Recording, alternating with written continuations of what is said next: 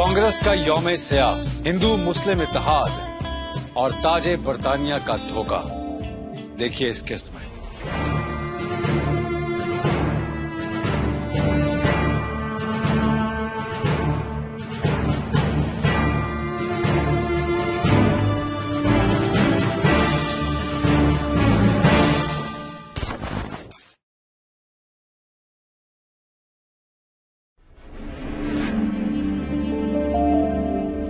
1857 سے یہ دیکھا گیا تھا کہ جب ہمارا سلیوری پیریڈ شروع ہوا تو اس وقت ہندوؤں کا جو رویہ تھا اسپیشلی مسلمانوں کے ساتھ وہ بالکل ہمیں آؤٹ آف کاسٹ دیا گیا تھا، کیونکہ انگریز کا موقف تو یہی تھا ہندوز کے ساتھ مل کے کہ ان کو سپریس کیا جائے، ان کو وہ رائٹ نہ دیا جائے جو ہم ہندوز کو دے رہے ہیں۔ پروفیسر آرچی بولڈ 1889 سے لے کے 1893 تک علی گڑھ کالج کے پرنسپل رہے ہیں، تو نواب محسن الملک نے ان کی مدد سے وائسرائے ہند لارڈ منٹو سے ملاقات کا ٹائم لیا، ایک ڈرافٹ بنا کے ان کی طرف بھیجا گیا جو حسین بلگرامی نے ڈرافٹ کیا تھا۔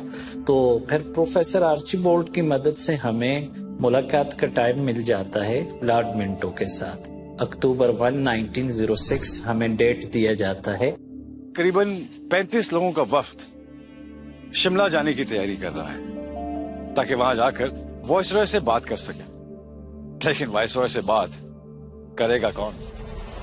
اب مسلم لیڈرز جو کہ اتنے لیڈنگ نہیں تھے، اتنے انگریز سے بات چیت کرنے کے نہیں تھے، نہیں 1 to 1 ہوئی، وہ ایک دم ہکا بکا رہ گئے اور ان کو نالے پڑ گئے۔ فیصلہ ہوا کہ یہ انگریز کے سامنے سر آغا خان اپنی چیز کو پیش کریں گے۔ اس ملاقات کے دوران بھی پھر مسلمانوں کا موقف پہنچا دیا گیا تھا، جس میں سب سے بڑی یہ کہ اب ہندوستان کے مسلمانوں کے لیے علادہ حق کے انتخاب وقت کی بہت بڑی ضرورت ہے۔ Separate electorate is the basic right of the Muslims of India.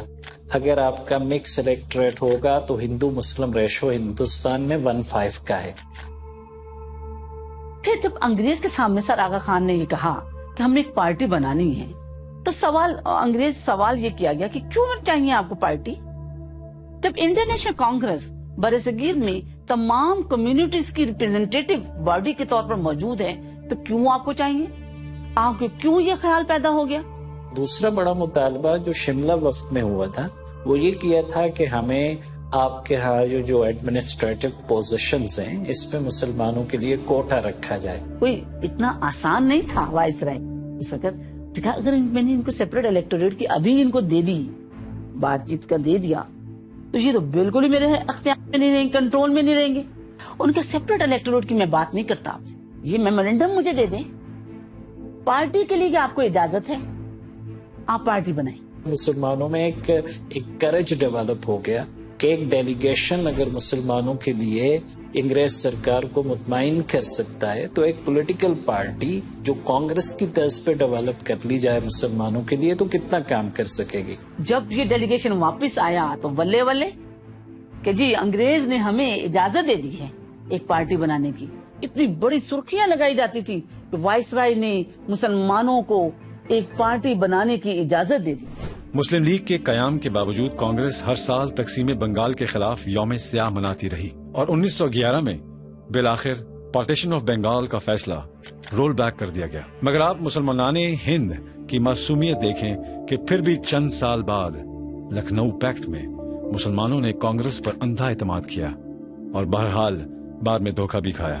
شاید اسی حوالے سے حدیث بھی موجود ہے کہ مسلمان ایک سوراخ سے 2 بار ڈسا نہیں جاتا، کہ ہندو کہیں بھی کمپرومائز فار دا ٹائم بھی تو کرتا تھا، فار دی لانگ رن نہیں کرتا۔ جناح کا سب سے بڑا کنٹریبیوشن تھا جو لکھنؤ پیکٹ تھا 1916 کا، جب ہندوستان کی 2 بڑی سیاسی جماعتیں یعنی کانگریس اور مسلم لیگ آپس میں مل بیٹھتے ہیں۔ کانگریس اور ہندو ماننے کے لیے تیار ہو گئے تھے کہ مسلمان ایک علیحدہ قوم تھی، تو ان دونوں کے جو مطالبات تھے سیلف گورنمنٹ کے نام پہ ایک دوسرے کے قریب آنے کے لیے، اس کی بیک میں انگریزوں کی وفاداریوں کا خاتمہ تھا۔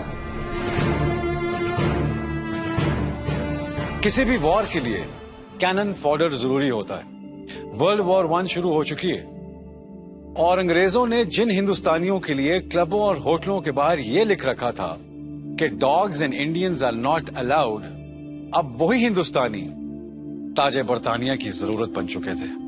جنگ جیتنے کے بعد آٹومن امپائر کو انٹیکٹ رکھا جائے گا. اس جھوٹے وعدے پر تاج برطانیہ نے ہندوستانی نوجوانوں بالخصوص مسلمانوں کو استعمال کیا. جیسے ہی سلطنت عثمانیہ جرمنی کے اتحادی کے طور پہ آٹومن امپائر نے اعلان جنگ کیا تو ہندوستان کے ملٹری میں مور دین 67.19% لوگ مسلمان. ان سب نے ہینڈز اپ کر دیے کہ ہم سلطنت عثمانیہ کے خلاف نہیں لڑیں گے. ٹیبل ٹاک ہوا تو فائنل یہ ہوا کہ ہماری یہ جنگ ترکی کے خلاف نہیں ہے, ہم تو ناانصافی کے خلاف لڑ رہے ہیں. پہلی جنگ عظیم ختم ہو گئی. جرمنی اور اس کے اتحادی آٹومن امپائر کو شکست ہو گیا. We were promised that there will not be any kind of disintegration of Turkish Empire. May 15, 1920 میں Treaty of Sevres سائن کر دیا گیا جہاں آٹومن امپائر کے ٹکڑے کر دیے گئے. آئینی طور پہ خلافت کے نظام کے بچاؤ کے لیے ہم اسی فیض میں جڑے ہوئے تھے ان کے ساتھ کہ کسی نہ کسی طرح خلافت کو بچایا جا سکے. ڈاکٹر انصاری کے وفد نے لارڈ مانٹیگو سے ملاقات کا ٹائم لیا اور 19 جنوری 1920 کو یہ ملاقات لارڈ مانٹیگو سے ہوئی تو سنا تک نہیں گیا ڈاکٹر انصاری کو. سیدھے سے بس جا کے ڈاکٹر انصاری بیٹھے اور اتنی سی بات کی کہ وی ول ڈو جسٹس ود ترکی, نو مور دین دس. مولانا جوہر ایک ڈیلیگیشن لے کے انگلینڈ گئے. جارج ڈیوڈ لائٹ سے جا کے وہاں ملاقات کیا, انہیں کنونس کیا کہ آپ زیادتی کر رہے ہیں ہمارے ساتھ.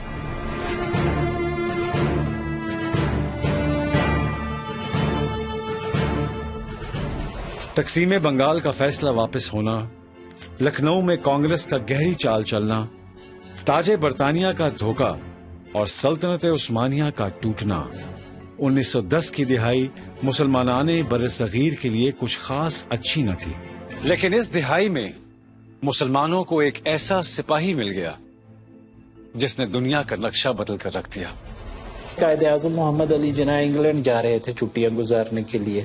اس سفر میں نا مولانا جوہر بھی کہیں انگلینڈ جا رہے تھے قائد اعظم محمد علی جناح کے ساتھ. تو انہوں نے جناح کو کنونس کیا کہ آپ جیسا ہائی کیلیبر آدمی ابھی آپ نے وقف الاولاد ویلیڈیٹنگ بل میں آ کے مسلمانوں کے انٹرسٹ کو سوٹ کیا ہے.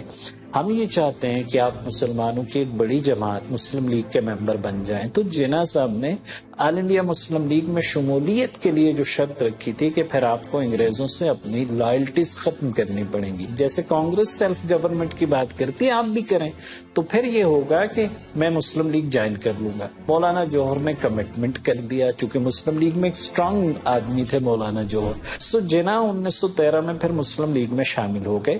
آج سے 100 سال پہلے بر صغیر میں ایسا کیا ہوا تھا جو آج بھی ترکی کی عوام اس خطے کے مسلمانوں سے بے پناہ محبت کرتے ہیں؟ اس خطے کے پتنگ بازوں نے انگریز سرکار کی سیکیورٹی کی دھجیاں کیسے اڑائیں؟ اگلی قسط میں دیکھتے ہیں.